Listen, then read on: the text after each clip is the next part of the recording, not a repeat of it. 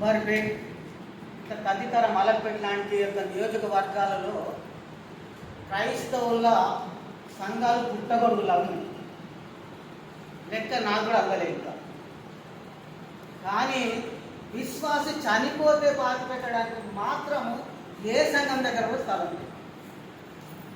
సంఘం కట్టడానికి అందరం సిద్ధమే. సంఘం కొరకు అందరం ప్రయాసపడదాము. సంఘాన్ని చక్కగా నడిపించడానికి సేవకులు ఉన్నారు. వీటి విషయంలో ఏ అభ్యంతరము ఎవరికి లేదు.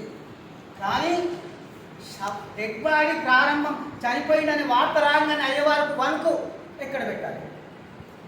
శవాన్ని ఎక్కడ పెట్టాలి? లాస్ట్ టైం ఏప్రిల్లో షారోన్ చర్చ్ అయ్యగారు చనిపోయినప్పుడు ఈ సమస్య మా దృష్టికి వచ్చింది. ప్రకాష్ గారు చనిపోయినప్పుడు అయ్యగారిని ఎక్కడ పెట్టాలి? ఊరి తీసుకెళ్ళాలా, గచ్చిబౌలి తీసుకెళ్ళాలా, ఊరవాడ తీసుకెళ్ళాలా, ఎక్కడ తీసుకెళ్ళాలి చాలా తర్జన భర్జన జరిగింది. ఆ వెంటనే నెల రోజులకు తన కృష్ణమ్మ చనిపోతే ఈస్టర్ వరకు సంఘ పెద్ద చనిపోయాడు రమేష్ గారు. అక్కడ వచ్చేసరికి ఆ అయ్యవారిని గచ్చిబౌలిలో పెట్టడానికి అవకాశం దొరికింది. కానీ తన పలుకుబడో లేకపోతే తనకున్న ఏ విధంగానూ ఒక చోటు పాతి పెట్టడానికి అవకాశం దొరికింది. కానీ సంఘ పెద్ద అయిన రమేష్ గారిని పెట్టడానికి గోరబండలో నిరాకరించి ఇక్కడ పెట్టడానికి వీళ్ళు. ఎందుకు?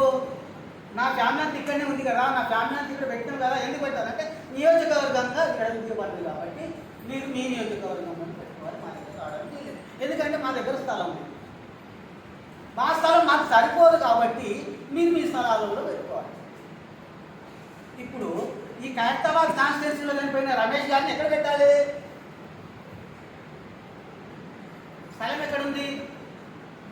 స్థలం కావాలి కదా. మరి స్థలం లేకుండా అయ్యవారు ఎంత కష్టపడ్డా, ఎన్ని ఆత్మలు సంపాదించినా ఒక సమయం వచ్చేసరికి అయ్యవారిని ఎత్తి చేతులు పెట్టాల్సిన అవసరం అవుతుంది. కాబట్టి మీరందరి సహకారం ఉంటే, మీ అందరూ అనుకుంటే అయ్యవారు ముందుకు వచ్చి మీకు ఒక సమాధులతో ఏర్పాటు చేసే అవకాశం ఉన్నది.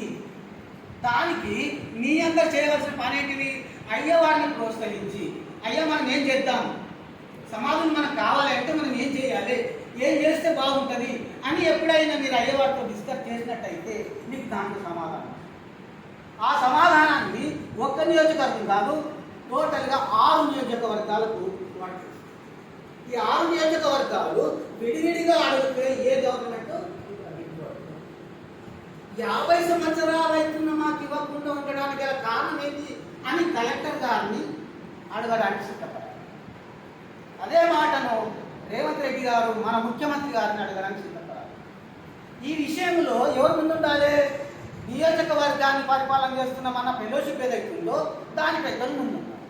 వారు ఈ చర్యలో పూర్తి స్థానాన్ని ముందుకొస్తే మరి దాని వెనకాల విశ్వాసం కూడా ఉండాలి. ఎందుకంటే అయ్యవారు ఒక్కరి కోసం కాదు, అయ్యవారిని ఒక్కరిని బాధ పెట్టడానికి కాదు సమాధుల స్థలం, విశ్వాసులు అందరి కోసం. కాబట్టి విశ్వాసులందరూ సమిష్టిగా దీన్ని చేతి కావాలంటే ఇంకా 20 కాన్స్టిట్యూన్సీ ఒకరితో అవుతుందా?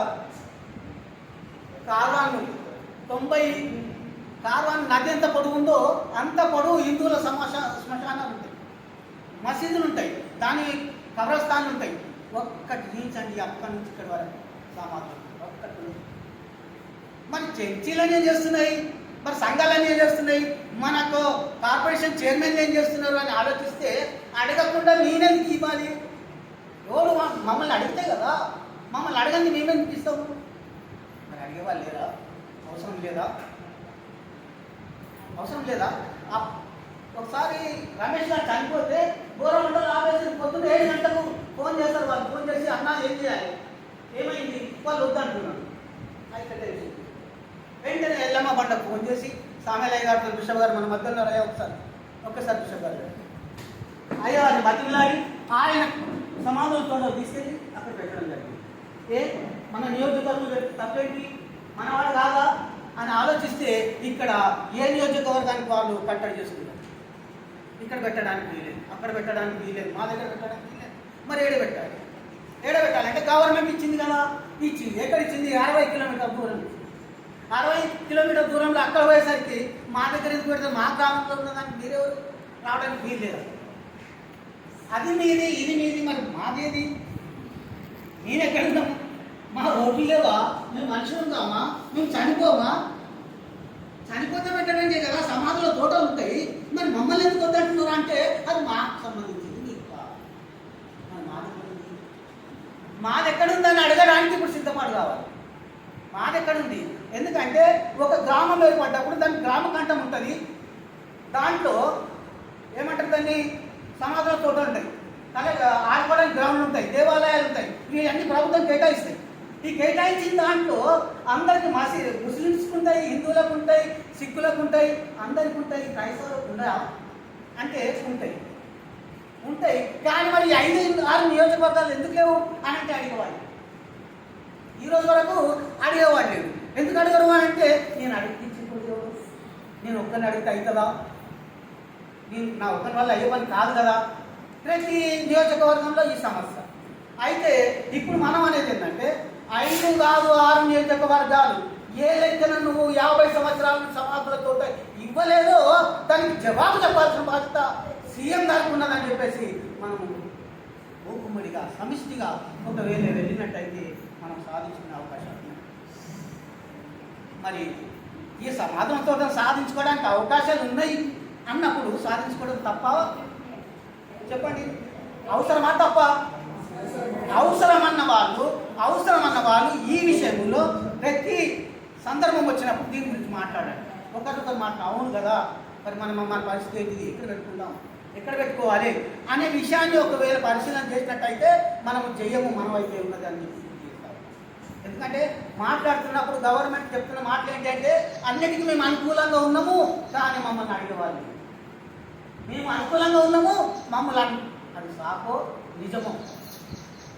నిజమో కానీ అడగవలసిన బాధ్యత ఉన్న మనం మాత్రం అడగడం లేదు కదా. అడగవలసిన బాధ్యత ఉన్న మనం అడగకుండా ఇవ్వడం లేదు. నేను అడిగితే ఇస్తారా, నేను అడిగితే అయ్యే పనేనా అంటే నువ్వు అడిగితే కాకపోతే 5 మంది కలిసి అడుగుదాం. అప్పుడు కాదు అని అంటే చూద్దాం.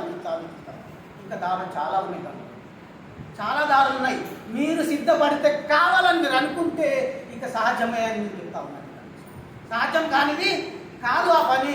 ఎందుకంటే గవర్నమెంట్ చట్టము ఎక్కడైనా ఒక్క గ్రామం ఏర్పడితే దాంట్లో సమాధుల తోట ఉండాల్సిందే, ఆడుకోవడానికి స్థలం ఉండాల్సిందే, దేవాలయాలు ఉండాల్సిందే, బడి ఉండాల్సిందే, గుడి ఉండాల్సిందే. ఇవన్నీ చట్టపరంగా ఉన్నాయి కాబట్టి మాకు ఎందుకు లేదో చెప్పాలి కదా. మరి అడగడానికి ఎందుకు మనకు భయము? అడగడానికి యూనిటీ కావాలి. ఇప్పుడు అందరూ అంటారు మనం ఐక్యతగా లేము. చాలా మంది దగ్గర విన్న మాట మనం ఐక్యత ఉంది. మరి ఐక్యత లేని వాళ్ళు మణిపూర్లో జరిగితే రోడ్లన్నీ బ్లాక్ చేస్తుంది కదా, ఎట్లా లేదు ఐక్యత? మరి ఇప్పుడు చచ్చిపోయినప్పుడు రోడ్డు మీద పెట్టుకొని కలెక్టర్ దగ్గరికి పోయో లేకపోతే సీఎం ఇంటికని పెట్టి ఇక్కడ బాగా పెట్టమంటే నీకు సమాధి స్థలం ఇయ్యడా? ఎందుకు చెప్పండి? ఎవరైనా తమ ఇంటిలో 100 కోట్లు పెట్టి ఇల్లు కట్టుకున్నా ఆ ఇంట్లో ఆ శవాన్ని పెట్టుకోగలుగుతారా? అటువంటి పద్ధతి ఏంటన్నా ఉందా? లేదు కదా. అట్లా అయినప్పుడు మీరు ఎక్కడ పెట్టుకోవాలని సీఎం ఇంటి ముందర పెడితే శవాన్ని ఇవ్వడా? ఎందుకు ఆ కోణంలో ఆలోచించడం లేదు? బెత్తం పట్టుకుంటే పిల్లోడు భయపడతాడా? మరి మనం ఉమ్మడిగా ఉండి రానున్న మున్సిపల్ ఎన్నికల్లో మీ పాస్టర్ ఫెలోషిప్లన్నీ బైకాట్ చేస్తామని ఒక్క నినాదం ఇస్తే సమాధులతో నడుచుకుంటూ వస్తుంది కదా. వచ్చేదాన్ని ఎందుకు అడ్డుకుంటున్నారు? అడ్డుకోవడానికి కారణం ఏంటంటే ఒక నియోజకవర్గం ఇంకో నియోజకవర్గానికి శత్రువుగా మారు. దయచేసి శత్రుత్వాన్ని వీడి నియోజకవర్గాలన్నీ ఏకమై సమిష్టిగా సమస్య పరిష్కారం చేసుకోవడానికి ముందుకు రావాలని చెప్పి ఈ యొక్క సందర్భంలో మరి సమయాన్ని ఎక్కువ ఇబ్బంది పెట్టకుండా మనం రెండోసారి కూడుకున్నప్పుడు ఒకసారి అంతకంటే ముందు మీ నియోజకవర్గం యొక్క పాస్టర్లతో సమావేశం ఏర్పాటు చేసి అందరి నియోజకవర్గాల పాస్టర్లతో ప్రత్యేక సమావేశం ఏర్పాటు చేసి సమస్య పరిష్కారానికి ముందుకు రావాలని కోరుకుంటూ సెలవు.